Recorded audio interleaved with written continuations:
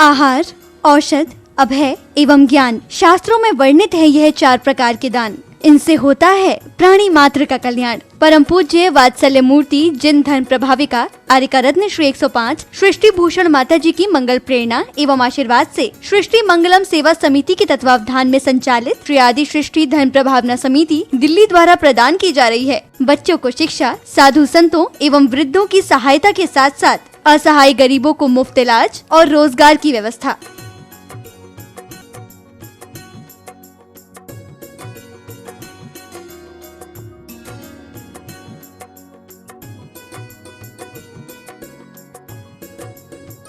इतना ही नहीं, पूज्य गुरुमा की ही मंगल प्रेरणा एवं आशीर्वाद से अतिशय क्षेत्र श्री महावीर जी में विगत कई वर्षों से संचालित है चतुर्विध संघ की आहार व्यवस्था, जिसमें साधु संतों के आहार विहार, पिच्छी, कमंडल, वस्त्र, शास्त्र, औषधि दान आदि की व्यवस्था सुचारू रूप से निरंतर की जा रही है। आप भी धर्म और मानव सेवा के लिए संचालित इन पुनीत योजनाओं में अपनी चंचला लक्ष्मी का सदुपयोग करें। 1 दिवसीय आहार व्यवस्था 2100 रूपए, मासिक सदस्यता 1000 रूपए, सामान्य सदस्यता 1 वर्ष 11,000 रूपए, सामान्य सदस्यता 2 वर्ष 21,000 रूपए, सदस्यता 31,000 रूपए, विशिष्ट सदस्य 51,000 रूपए, अति विशिष्ट सदस्य 71,000 रूपए। आप छोटी राशि देकर भी संस्था से जुड़कर घर बैठे धर्म लाभ ले सकते हैं। दान एवं सहयोग राशि के लिए बैंक डिटेल्स, खाता नाम सृष्टि Mangalam Seva Samiti, Punjab National Bank, account number 02120010117777, IFSC PUNB 0021200, Bank of Baroda, account number 011901000322429, IFSC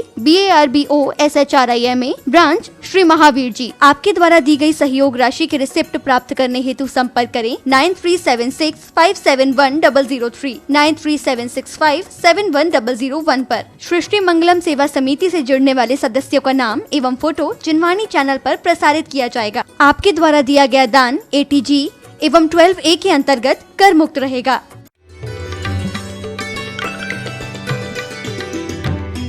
हमारे जीवन में भी सद्वृत्तियां, सम्यक दर्शन जड़ों को पानी देने के समान है। हम जीवन में सोच लें जो कुछ मिला वो मेरे कर्मों से मिला, लेकिन आगे ऐसे कोई कर्म नहीं करेंगे।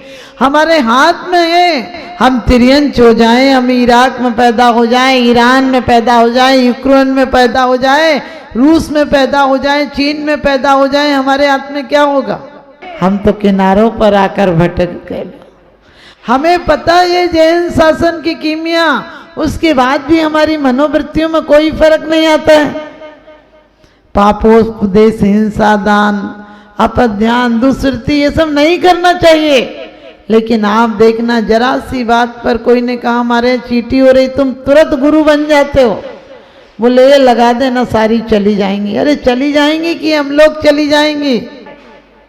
लेकिन कभी विचार किया, चिता भी अगर मिल सके तो धन्य होगा तू। हर जन्म में हमें अर्थी भी नहीं मिलती है, और ये मत सोचना मनुष्य गति में तो मिलती है। कभी कभी बम ब्लास्ट में मर जाते हैं, उनकी अर्थी पता चलती है कि किसके कौन से लौथड़े हैं, समझ में तक नहीं आता। और सच पूछो तो आधे तो वहीं पत्थरों मत्थरों के बीच में दब के जल के खाक हो जाते हैं, वहीं अग्नि संस्कार हो जाता है। हमारे यहाँ जीवन भर संस्कार में जियोगे तो एक मनुष्य जन्म में अग्नि संस्कार होगा। और अग्नि संस्कार भी क्या कहता है कि अग्नि तो देह में जल जाएगी, कर्म रूपी देह को भी जलाना। वो किस में जलेगी? ध्यान रूपी अग्नि में जलेगी। बड़ी सुंदर बात कही है स्वयंभू में कि भगवान आप ऐसे तो दयालु थे, आपके अंदर इतनी दया थी। कल्याण मंदिर में कहा है कि आपके अंदर इतनी दया थी कि आपकी दया के कारण क्या हुआ था? कमठ झुक गया था। कहा आपने विरोध तो किया नहीं, आप पर अस्वस्थ थे नहीं, तो फिर आपने कर्म शत्रु को कैसे मारा? तो सुंदर बात कही है कि क्या अधिक पाला पड़ता है तो पत्ते निगल जाते हैं। यानी गर्मी में तो सूख ही जाते हैं, ज्यादा सर्दी में पत्ते गल जाते हैं। आपके अंदर क्षमा इतनी थी कि वो नतमस्तक हो गया। अपने अंदर इतना क्रोध है कि दुश्मन दोस्त भी दुश्मन बन जाता है। अपन ने अपने दिल को पूरे 24 घंटे आग की भट्टी बना रखा। किसी से दुश्मनी मत करके जाना, वरना वो सिद्ध बन जाएगा तो क्या जवाब दोगे कि मैं सिद्ध से लड़के आया। यदि लड़ना भी पड़े, आ जाता है क्रोध। और कभी भी ध्यान रखना, ग्रस्त पर्याय में थोड़ा बहुत क्रोध आ जाए तो मना ही थोड़ी है, क्योंकि सांप काटना छोड़ दे, फुंकारना थोड़ी छोड़ना चाहिए। क्योंकि अपने जीवन में इतनी विकृति नहीं आ जाए कि हमारा सम्यक दर्शन नष्ट हो जाए, हमारी कसाय अनंतान बंदी का रूप ले ले। नीला तोता होता है, कौआ होता है, इन्हें डायरेक्ट डाल लो तो आंख फूट जाए, डायरेक्ट खा लो तो मर जाओ। लेकिन उन्हें यदि योग वैद दवाइयों में परिवर्तित कर देता है, शोधन कर देता है, तो जीवन दान दे देते हैं। लेकिन ध्यान रखना, क्यों कहा कि तुम्हें तो कर्मों का फल मिलेगा। और एक सेठ की दुश्मनी थी वैद से, तो सेठ जी तो कहने पर भी नहीं ले जाते थे बेटे को। एक दिन बेटा किसी दोस्त के साथ, दोनों आंखें खराब थी, वैद्य जी के पास पहुंच गया। वैद्य जी से बोला मेरी आंखों में तकलीफ है, मेरे पिताजी तो आपके पास नहीं लाते, मैं आया हूं, आप मेरी आंख ठीक कर दें। और उस वैद्य ने बोला कि कौए के 2-2 बूंद दूध डाल लो। और उससे कोई बीमारी ऐसी थी कि वो दूध से आंखें खुल गई। लेकिन बताओ, वैद्य को पुण्य लगा कि पाप लगा? क्योंकि उसके अंदर तो ये था कि इसकी पूरी आंखें हमेशा को फूट जाए। ठीक भी हो गया, लेकिन उसे ठीक करने का पुण्य नहीं लगेगा, क्योंकि अंदर वृत्ति क्या चल रही थी कि आंखें फूट जाए, वो ठीक भी हो जाए तो उससे पुण्य नहीं लगेगा। इसी प्रकार से आप शब्दों से कितना अच्छा बोल लेना किसी से, बधाई हो, अंदर में छुरी चल रही हो तो काहे की बधाई हो, तुम्हारी बंधाई जरूर होगी। समझ गए? क्योंकि मिठाई तो पूरा घर खाता है, कर्मबंध की पिटाई तुम्हें अकेले खाना पड़ती है। इसलिए कभी भी काहू की धनहान किसी जयगार न चिंते। आजकल लोग एक तरफ बम गिर रहे हैं और यहाँ लोग क्या गेंद खेल रहे हैं।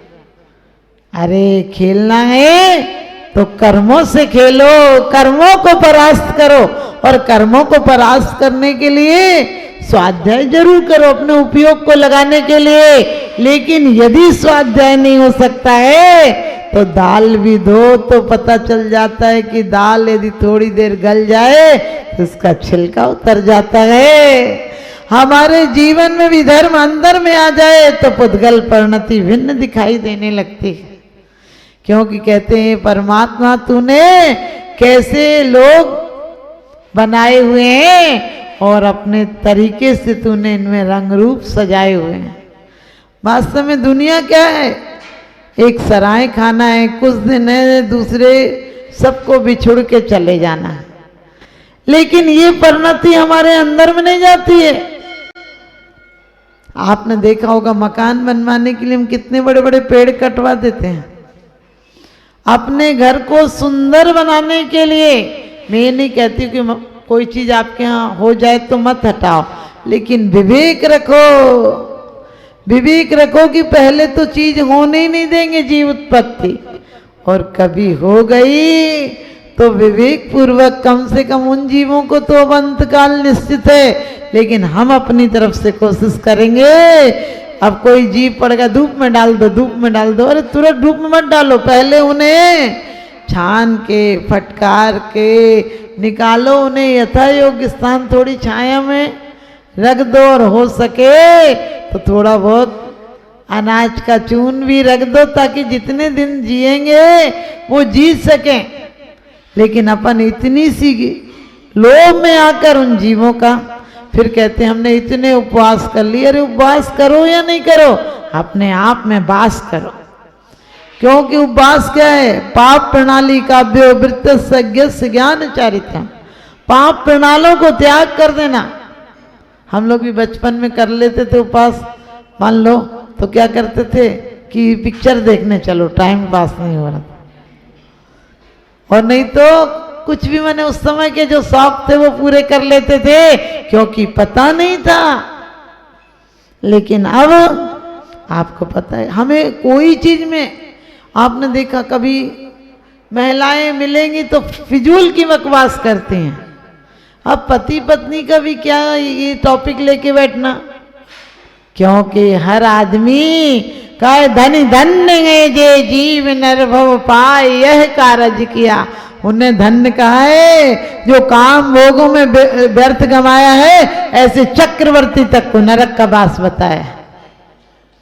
और यदि एक गरीब वील गाला और चंडाल जैसा यदि एक नियम भी पालता है दृढ़ता से, तो कहते हैं कि चारित्र मोह बस लेस न संयम पे सुरनाथ जजे हैं, गेगी पे ग्रह में न रखे जो जलते भिन्न कमल है।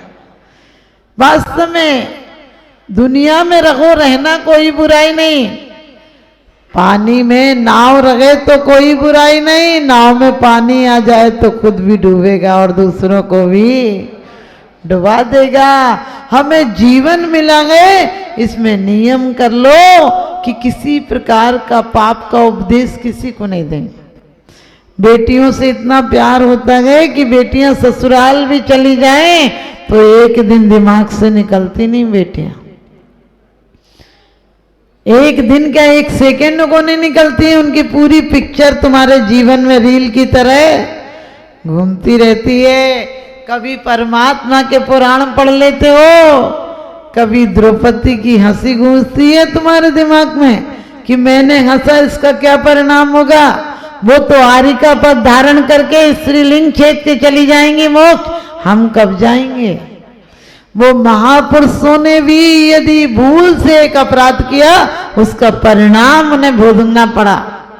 आप लोग अभी पद्म पुराण आदि में पूर्व भव पढ़ रहे हो, सोचो हमारे भवों की हमें चिंता है क्या।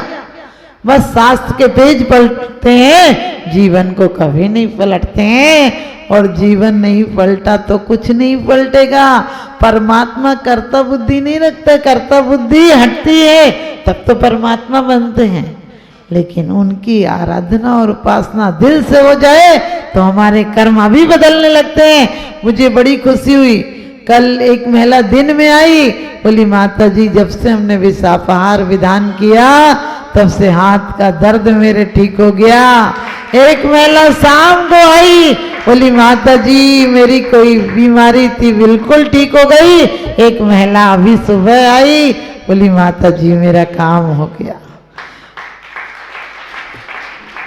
लेकिन ध्यान रखना, कोई कलश चमत्कार नहीं करेगा।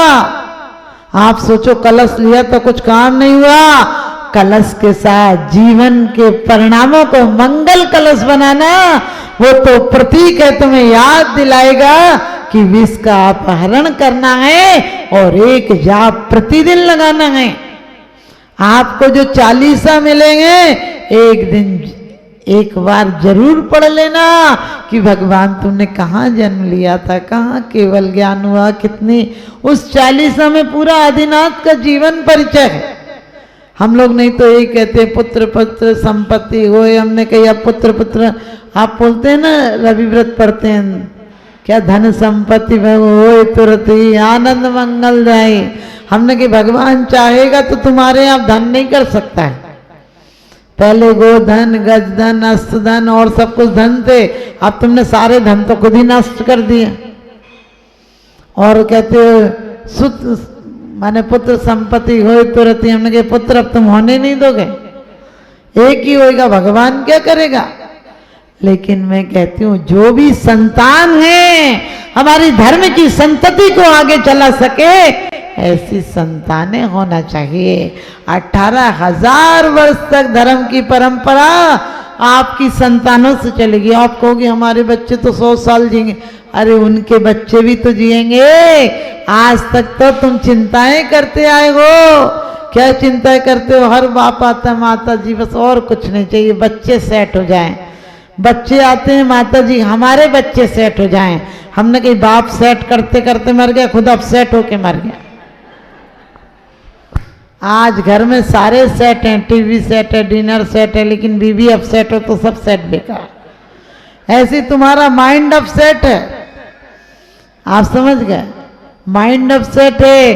एक बार अनपढ़ बहू थी तो उसके पति ने सोचा इसे पढ़ा दूं, तो अंग्रेजी पढ़ाने वाला बुलाया।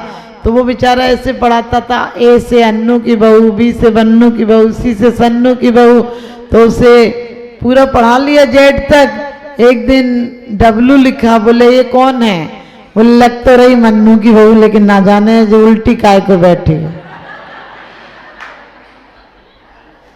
आप लोग भी ऐसे ही हो, आए तो धर्म करने, लेकिन ना जाने उल्टे काय को बैठे हो।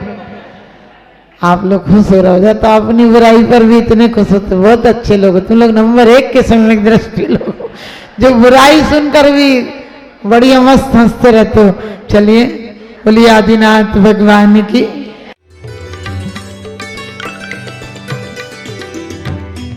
आहार, औषध, अभय एवं ज्ञान, शास्त्रों में वर्णित है यह 4 प्रकार के दान। इनसे होता है प्राणी मात्र का कल्याण। परम पूज्य वात्सल्य मूर्ति जिन धर्म प्रभाविका आर्यका रत्न श्री 105 सृष्टि भूषण माता जी की मंगल प्रेरणा एवं आशीर्वाद से सृष्टि मंगलम सेवा समिति के तत्वावधान में संचालित श्री आदि सृष्टि धर्म प्रभावना समिति दिल्ली द्वारा प्रदान की जा रही है। बच्चों को शिक्षा, साधु संतों एवं वृद्धों की सहायता के साथ साथ असहाय गरीबों को मुफ्त इलाज और रोजगार की व्यवस्था।